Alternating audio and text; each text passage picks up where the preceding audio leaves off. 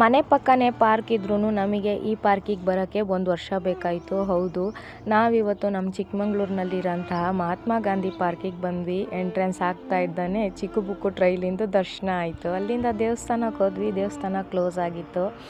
ಮತ್ತು ಇವತ್ತು ಏನಕ್ಕೆ ಪಾರ್ಕಿಗೆ ಬಂದಿದ್ವಿ ಅಂತ ಹೇಳಿದರೆ, ನಮ್ಮ ಮನೆಯವರಿಗೆ ಬ್ಯಾಕ್ ಪೇಯ್ನ್ ತುಂಬಾ ಇತ್ತು. ಸ್ವಲ್ಪ ಎಕ್ಸಸೈಸ್ ಮಾಡಿಸೋಣ ಅಂತ. ಹಾಗೆ ನನ್ನ ಮಕ್ಕಳು ತುಂಬ ಬೇಜಾರಾಗ್ತಾರೆ, ಯಾಕಂದರೆ ನಾವು ಯಾರು ನೆಂಟರು ಮನೆಗೆ ಹೋಗಲ್ಲ, ಬರಲ್ಲ, ಯಾರೂ ನಮ್ಮ ಮನೆಗೆ ಬರಲ್ಲ.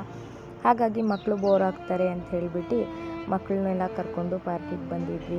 ತುಂಬ ಚೆನ್ನಾಗಿ ಎಂಜಾಯ್ ಮಾಡಿದ್ವಿ.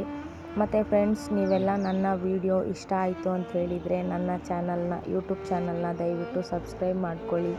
ಆದಷ್ಟು ವಿಡಿಯೋಗೆ ಲೈಕ್, ಶೇರ್, ಕಮೆಂಟ್ ಮಾಡಿ. ದಯವಿಟ್ಟು ನೀವೆಲ್ಲ ಸಪೋರ್ಟ್ ಮಾಡಿದ್ರೇ ನಮ್ಮಂಥ ಬಡವರು ಬೆಳೆಯೋಕ್ಕೆ ಸಾಧ್ಯ ಆಗೋದು.